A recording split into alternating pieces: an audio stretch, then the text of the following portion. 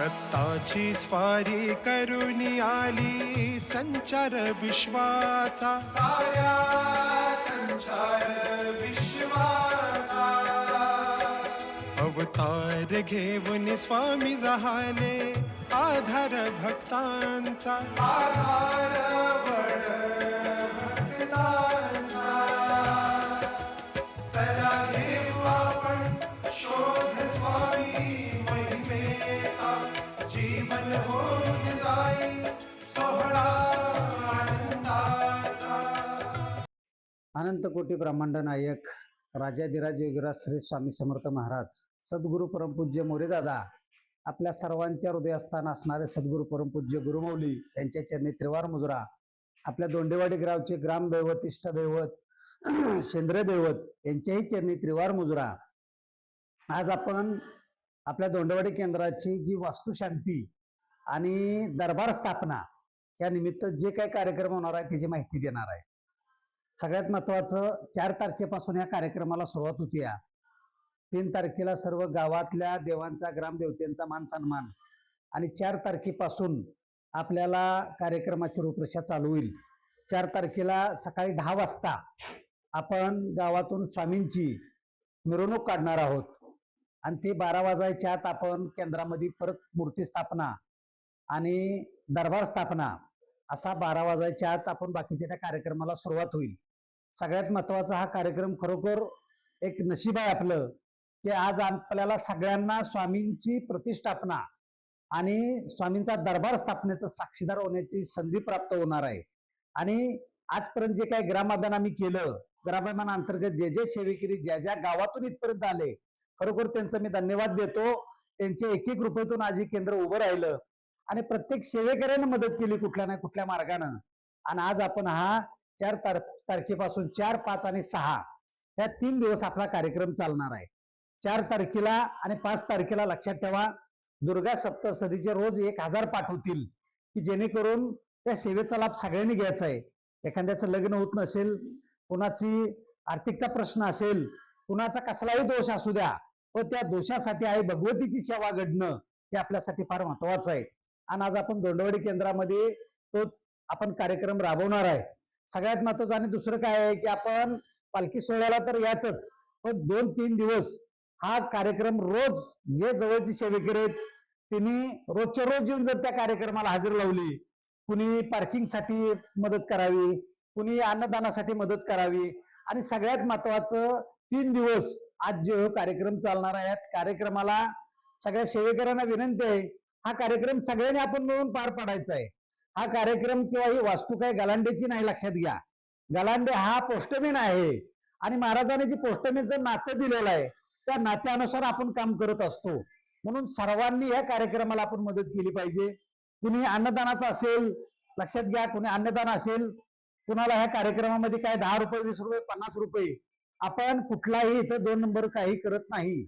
आपण फक्त इथं असणार जे काय असेल ते आपल्या गुरुमाऊलींच्या आशीर्वादानं किंवा आपल्या ह्या काय स्वामींच्या आशीर्वादानं आपण जे काही सेवा राबवत आहोत ह्या सेवेसाठी सगळ्यांनी उपस्थित राहून ह्या कार्यक्रमाला काय यायचं आपण.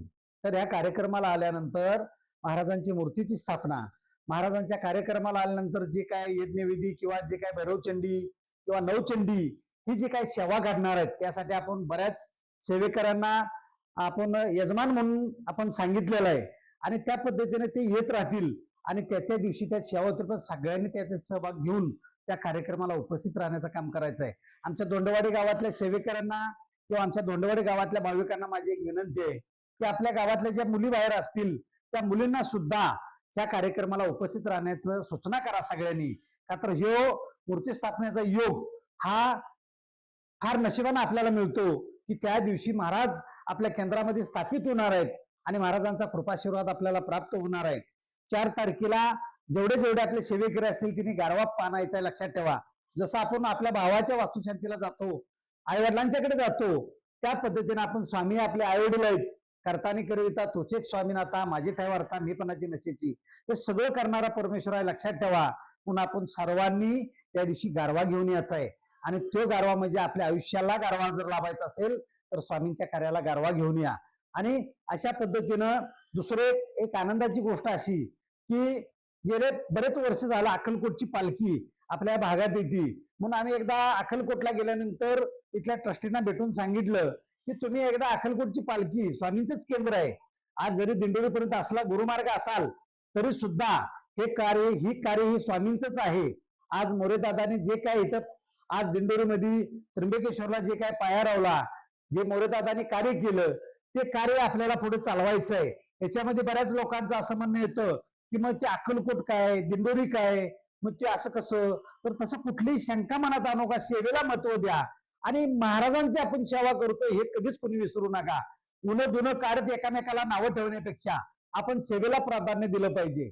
आणि सगळ्यात महत्वाचं लक्षात घ्या की आपण ही जे काही सेवा करणार आहे ही काही देवासाठी करायची नाही सेवा, ही आपल्यासाठी सेवा करायचं आहे. आपल्या आयुष्यातली सुखदुःख वाटून घेण्याचं काम महाराज करत असतात, पण कमीत कमी त्या महाराजांची सेवा तर आपल्याकडून घडलं पाहिजे. संकट आल्यानंतर देवापाशी जायचं, रडायचं, मला असं होतंय तसं होतंय, याच्यापेक्षा ते संकट याच्या अगोदर देवाचं नामस्मरण करा आणि सेवा करा. निश्चित परमेश्वर तुम्हाला साथ केल्याशिवाय राहणार नाही.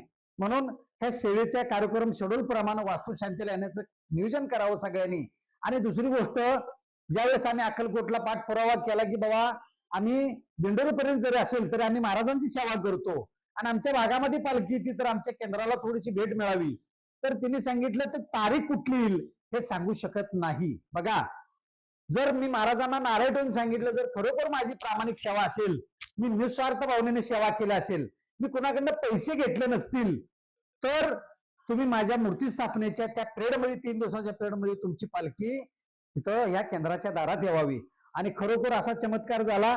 3 दिवसापूर्वी मला अक्कलकोटवरून मेसेज आला की तुमची 4 तारखेला अक्कलकोटची पालखी तुमच्या इथं 2 तासासाठी येते, असं त्यांनी मला शेड्यूल पाठवलं. ज्यावेळेस मी त्यांना सांगितलं की खरोखर मला किती आनंद झाला मी सांगू शकत नाही. त्यात आज एवढ्या मोठ्या प्रसंगातनं वाचून परमेश्वरानं मला हाताशी धरलं, स्वामींनी मला हाताशी धरलं आणि स्वामींचा आशीर्वाद मला प्राप्त झाला. आणि सगळ्यात महत्वाचं असं की स्वामींना मी विनंती केली की माझी प्रामाणिक जर मी सेवा केली असेल तर स्वामी तुम्ही माझ्या ह्या कार्याची पोचपावती जर द्यायची असेल तर तुम्ही माझ्या केंद्रामध्ये, ह्या स्वामींच्या केंद्रामध्ये, तुमचंच केंद्र आहे, आम्ही चाकरीचा गडे आहे मी तुमचा, पण ह्या चाकरीच्या गड्याची पोचपावती जर तुम्हाला द्यायची असेल तर तुम्ही पालखी माझ्या या 3 दिवसात यावी. आणि खरोखर त्या माणसांना सुद्धा विशेष वाटलं, अक्कलकोटच्या ट्रस्टींना. आज भोसले ट्रस्टी आहेत, मोरे काका आहेत, आमचे दिघे साहेब आहेत, सर्वांनी आपल्याला फार मोठी मदत केली की बाबा चला ठीक आहे, पण आम्ही 5 लाख रुपये दिले तरी सुद्धा त्याच दिवशी आम्ही तुम्हाला पालखी देऊ शकत नाही का? महाराजांची इच्छा असेल तर तुमच्याकडे नक्की तुमची सेवा जर प्रामाणिक असेल तर तुमच्या दारात पालखी येईल, हा संदेश त्यांनी मला दिला.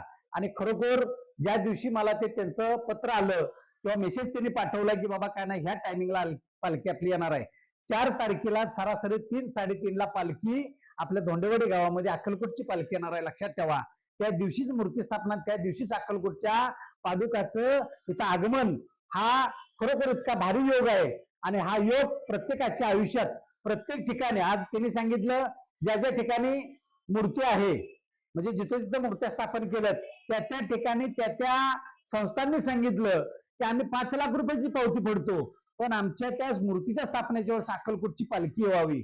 पण खरोखर मी नशिबवान आहे, माझी लायकी पात्रता पण नाही एवढी की महाराज माझ्यापाशी यावावं आणि महाराजांनी माझ्यावर उपकार करावा.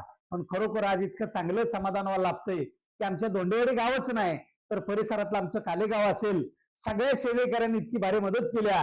पण प्रत्येक सेवेकऱ्याला सांगतो, कुणी प्रसाद वाटपाचा असेल, कुणी काय असं मदत करायची असेल तर थोडंसं सहकार्य करण्यासाठी सगळ्या सेवेकऱ्यांनी आपल्या केंद्राला मदत करायची. आणि सगळ्यांनी, कुणी गाडी पार्किंग असेल किंवा आपण पाणी वाटप असेल, प्रसाद वाटप असेल किंवा एखाद्याला समजा कोणाला अन्नदान द्यायचं असेल, अशा सगळ्या प्रकारचे तर श्रमदानाची सेवा आपण करून ह्या 3 दिवसाच्या कार्यक्रमाला सगळ्यांनी सहकार्य करायचं आहे. पण ह्यातून एक विनंती करतो, कुणीही वेगळा अर्थ काढून इथं मठाधीश कोण होणार नाही हे लक्षात ठेवा. गलांडे हा ग्रामअभियान अंतर्गतच सेवा करत राहणार आणि कुठलंही दिंडोरी कुठली, अक्कलकोट कुठलं, असं कुणाचं उन्हदान काढत बसण्यापेक्षा आपण स्वामी कार्य करतो आणि गुरुमाऊलींच्या आणि मोरेदादांच्या आशीर्वादाने आपण काम करतो. आणि आज अक्कलकोटमध्ये सुद्धा महाराजच आहेत आणि दिंडोरी सुद्धा महाराजच आहेत, लक्षात ठेवा. म्हणून सगळ्यांनी एक लक्षात ठेवायचं, अक्कलकोट दिंडोरी वेगळे असं म्हणायचं नाही. आणि अक्कलकोटला जाणाऱ्या प्रत्येक माणसानं की दिंडोरीला जाणारे प्रत्येक माणसं अक्कलकोटला जातात हे नेहमी लक्षात ठेवायचं आहे. आणि सगळ्यांनी स्वामींची सेवा करायची आहे. ज्यावेळेस आपलं 6 तारखेला सेवा झाल्यानंतर 9 तारखेपासून आपला गुरुचरित्र पारायण सप्ताह सुरू होतोय. लक्षात ठेवा, त्या गुरुचरित्र पारायणाची एवढी मोठी संधी तुम्हाला मिळणार आहे की आज दरबार स्थापना झाल्यानंतर लगेच गुरुचरित्र पारायण येणं हा सगळ्यात मोठा योग आहे. आणि ह्या गुरुचरित्र पारायणामध्ये आपला पितृदोष असेल, आपल्या कुठल्याही अडचणी असतील तरी त्या अडचणीतून आपल्याला मार्ग निघाल्याशिवाय राहणार नाही. म्हणून सगळ्यांनी दरबार स्थापन झाल्यानंतर गुरुचरित्र पारायणाला जास्तीत जास्त संख्येने बसा आणि त्याचा रिझल्ट तुम्ही घेऊन बघा. लक्षात ठेवा, अशा पद्धतीनं तुम्ही सेवेला येण्याचा प्रयत्न करा. गुरुचरित्र पारायणाला जास्तीत जास्त संख्येनं बसा असं मी दोंडेवाडी काले किंवा आपल्या या भागातल्या सर्व सेवेकऱ्यांना सांगतो. जास्तीत जास्त 60-70 लोकांची आम्ही राहण्याची सोय केली की ज्या लोकांना इथं लांबून येऊन इथं सेवेला बसायचं आहे पण त्यांना राहायची सोय नाही, पावलंपळी नाहीत, पण इथं आम्हाला दोंडेवाडीत सेवा करायची आहे, तर त्या सेवेकरांना एक विनंती आहे की प्रत्येक वेळेस सेवा तुमची सोय होईल असं नाही, पण दरबार स्थापन झाल्यामुळे ह्या वेळेस तुमची राहण्याची सोय आम्ही करू आणि त्या पद्धतीने तुम्ही नाव नोंदणी करायचे की आम्ही आमच्या गावावरून येणार आहे आणि आम्हाला इथं राहण्याची सोय करा. आमच्या इथे शेजापाजारी सगळ्या सेवेकऱ्यांनी इतकं भारी सहकार्य केलंय की बाबा काय नाही, कितीही तुमची माणसं येऊ द्या, आम्ही ती राहण्याची व्यवस्था करू. आणि आज मला सगळ्यात आवर्जून सांगावं असं वाटतं की आज जे काही केंद्राला आपल्याला जागा दिलेलं आहे ते लक्ष्मी विष्णू कोकरे म्हणजे माझी बहीण, माझ्या चुलत्यांना मुलगा नसल्यामुळं आमची बहीण माझ्या चुलत्यांच्या दत्तक आली आणि त्या बहिणीनं म्हणजे आमचं आध्यात्मिक कुटुंब असल्यामुळं थोडंसं आमच्या बहिणीनं त्या केंद्रासाठी जागा दिली. त्या माझ्या बहिणीचं मी कोटी कोटी धन्यवाद देतो तुला की खरोखर आज काय का असना पण दान करणं इतकं सोपं नाही. लक्षात ठेवा, पण ज्यावेळेस आपण एखादं दान करतो तर 42 पिढ्याचा उद्धार होतो असं माऊली सांगतात. का तर आपलं काहीच नाही, हे शरीर सुद्धा आपलं नाही, तर हे शरीर सुद्धा आपलं नाही. लक्षात ठेवा, आज संध्याकाळी झोपलो तर उद्याची पहाट आपण बघू का नाही आपल्याला माहिती नाही.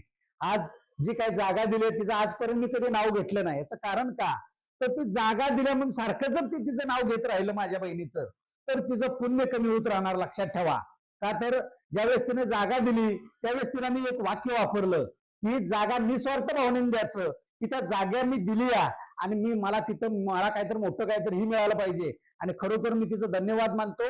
आली की साफसफाई करणं काय करणं पण आजपर्यंत तिने मला विचारलेलं नाही की बाबा इथं काय करतोयस, काय चाललंय.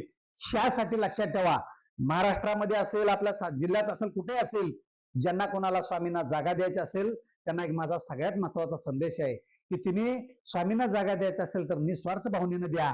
तिथं माझं काहीतरी चाललं पाहिजे, माझं ही जागा आहे की ज्या दिवशी म्हणाल त्या दिवशी तुम्ही 2 एकर जरी जागा दिली तर तुमचं पुण्य संपलेलं असेल. लक्षात ठेवा, म्हणून सर्वांना एक विनंती आहे की मुंबईला, पुण्याला, जिथं जिथं आपले काही सेवेकरी असतील, आपल्या भागातले असतील, सर्वांनी इथं मूर्ती स्थापनेला, दरबार स्थापनेला यायचं आहे. आणि सर्वांना विनंती आहे की गुरुचरित्र पारायण कोणीही सोडू नका.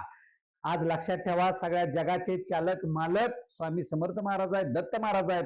दत्त महाराजांचा शेवटचा आविष्कार हे स्वामी समर्थ महाराज आहेत.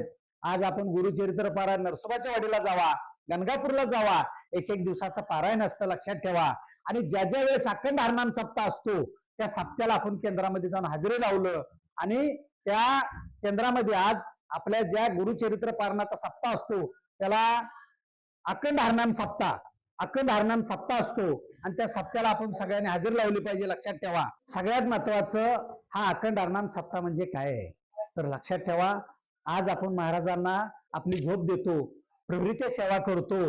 आज इतकं मोठे अनुभव आहेत, इतक्या मोठ्या प्रचिती आलेल्या आहेत. लक्षात ठेवा, आज सगळ्यांनी जर एखाद्याचा सर्व्हिसचा प्रश्न असेल, कोणाचं काय असेल, त्यांनी रात्रीची सेवा करून बघा. किती तर सेवेकऱ्यांचे अनुभव आहेत की रात्रभर सेवा केल्यानंतर रात्रभर आपण आपली झोप देतो आणि आपण सेवा करतो.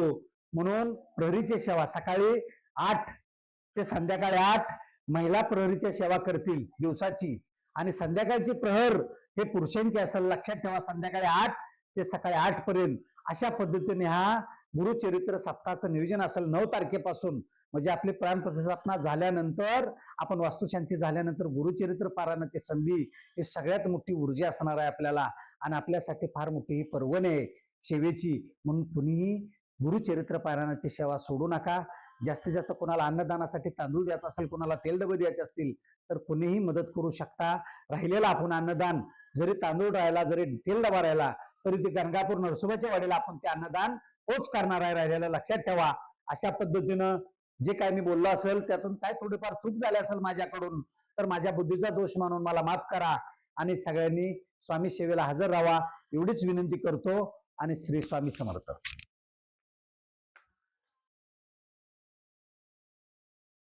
हा गुरुचरित्र सप्ताह प्रत्येक केंद्रानं बिना प्रहरीच्या घेतल्या तरी चालेल. असा खरोखर आज गुरुमाऊलींनी आशीर्वाद दिला सगळ्या केंद्रांना की कुणीही गुरुचरित्र का तर अखंड सारनाम सप्ताह असल्यामुळं एक ठराविक साप्ताहिक केंद्र गुरुचरित्र वाचू शकत नव्हते आणि त्या केंद्रापर्यंत येण्यासाठी सगळ्यांना शक्य नव्हतं. म्हणून काय केलं की सगळ्या केंद्रात जर गुरुचरित्र घ्यायचं असेल तर त्याच्या ठराविक नियमावली निश्चितच आपल्याला माऊली सांगतील काय आणि त्या पद्धतीने आपण प्रत्येक केंद्रात गुरुचरित्र घेऊ शकतो. पण आज आपण प्रत्येक गावामध्ये अशी परिस्थिती आहे की जर गावात गुरुचरित्र पारायण घेतलं तर जास्त संख्येने लोक बसतात आणि गुरुचरित्र ही काळाची गरज आहे. गुरुचरित्र जो वाचल त्याला गुरु का करायचा आणि गुरु केल्यानंतर काय होतं हा अनुभव फार महत्वाचा आहे. ज्यानं गुरु नाही केला त्याचा जन्म वाया गेला, लक्षात ठेवा. फक्त मला एकच विनंती आहे की दरबार हा स्थापनेनंतरचा पहिला सप्ताह असल्यामुळं सगळ्यांनी जास्तीत जास्त ह्या गुरुचरित्राला आपल्या दोंडवाडीच्या केंद्रामध्ये जास्त बसण्याचा प्रयत्न करा की जेणेकरून थोडस गुरुचरित्राची संख्येनं आज ही सप्ताहाचं किंवा आपलं जे काय बाकीचं नियोजन आहे त्याला थोडस सहकार्य लाभून जाईल आणि एक ऊर्जित होऊन जाईल. म्हणून गुरुचरित्र सप्ताह हा महाराजांची मूर्ती स्थापनेचा पहिला त्यांच्या साक्षीने आपण गुरुचरित्र सप्ताह हा चांगल्या पद्धतीने घेणार आहे आणि जेवढं सेवेकरांना बसता येईल तेवढं अतिशय चांगला त्यांना त्याचा रिझल्ट असणार आहे. आणि माऊलींनी जे काय आता नियमावली आपल्याला दिलेले की बाबा सगळ्यांनी गुरुचरित्र सप्ताह घेऊ शकतो पण त्याच्यामध्ये जे काय माऊली आपल्याला नियमावली सांगतील त्या नियमावली पाळून आपण गुरुचरित्र करायचं आहे. ज्या केंद्र नवीन आहेत की आता वर्ष झालं चालू झालेले आहेत त्या केंद्रांनी बाकीच्या केंद्रांचं बघा आणि मग चालू करा. का तर काय बऱ्याच वेळा असं होतं की केंद्र चालू झालंय आता मग गुरुचरित्र पारायण आम्ही करतो त्याच्या नियमावली बरीच काय काय सेवेकरी त्याचा चुकीचा अर्थ काढतात आणि सांगतात असंच करा तसंच करा ही केलं तर ही होईल गुरुचरित्राला ही चुकलं तर तुम्हाला पाप लागल लय बेकार असतं. पण लक्षात ठेवा काही नाही मनापासून आणि प्रामाणिकपणे जर देवाची सेवा केली आणि गुरुचरित्र जर आपण प्रामाणिकपणे वाचलं तर निश्चित त्याचा रिझल्ट मिळतो. त्यामुळे फक्त गुरुमाऊली गुरूंच्या आदेशाचं पालन करणं हे आपल्यासाठी फार गरजेचं आहे. म्हणून गुरुचरित्र पारायण हे कुठल्या पद्धतीने करायचं त्याचा मेसेज तुम्हाला पाठवला जाईल आणि त्या मेसेज प्रमाणे तुम्ही ते गुरुचरित्र पारायण करायचं आहे एवढंच सांगतो. झालेली सेवा महाराजांच्या मी समर्पित करतो आणि थांबतो. श्री स्वामी समर्थ. अक्कल कोठी भरे दरबारी पाहे भक्त सोहळा सुखाचा पाहे भक्त सोहळा सुखाचा. चला घेऊ आपण शोध स्वामी महिमेचा जीवन होऊन जाई सोहळा आनंदाचा. चला घेऊ आपण शोध स्वामी महिमेचा जीवन हो